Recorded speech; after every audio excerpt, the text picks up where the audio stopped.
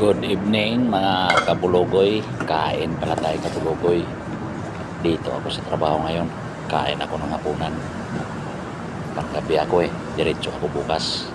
Ulam ko pala kabulugoy Pritong manok yan. At saka pritong isda sa bato. Tapos may adobong sitaw ako dyan.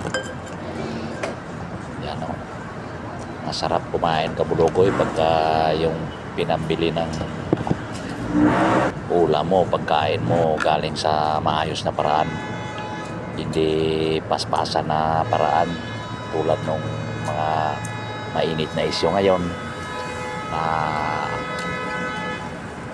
pandaraya sa mga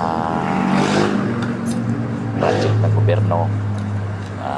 Pabalita ngayon ng mga kontraktor, involved daw ng mga congressman.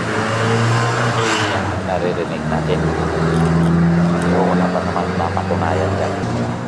Pero alam nyo kabulugoy, mais yan, mais pala yung kanin ko kabulugoy, saka pritong isda sa bato.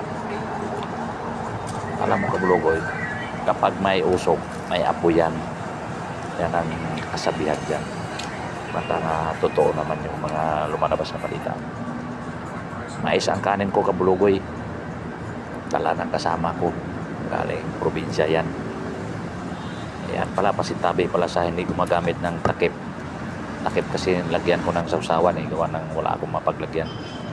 Pero okay yan, malinis yan, hugasan ko maayos yung takip na yan.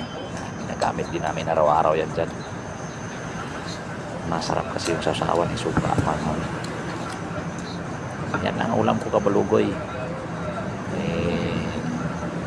Tipid-tipid lang, prito-prito lang, walang masyadong gastos yan kasi mantika lang kailangan ko dyan, wala nang rikado-rikado.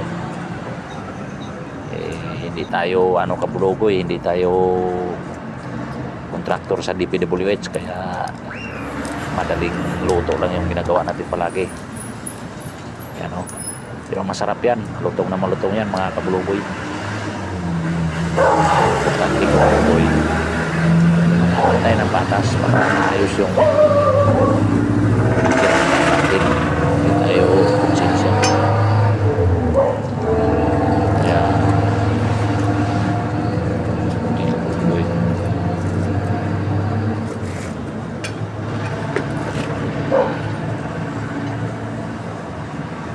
Kaya kain lang tayo kabulugoy habang may ulam. Pagka wala namang ulam, tubig-tubig lang muna pampalipas gutom.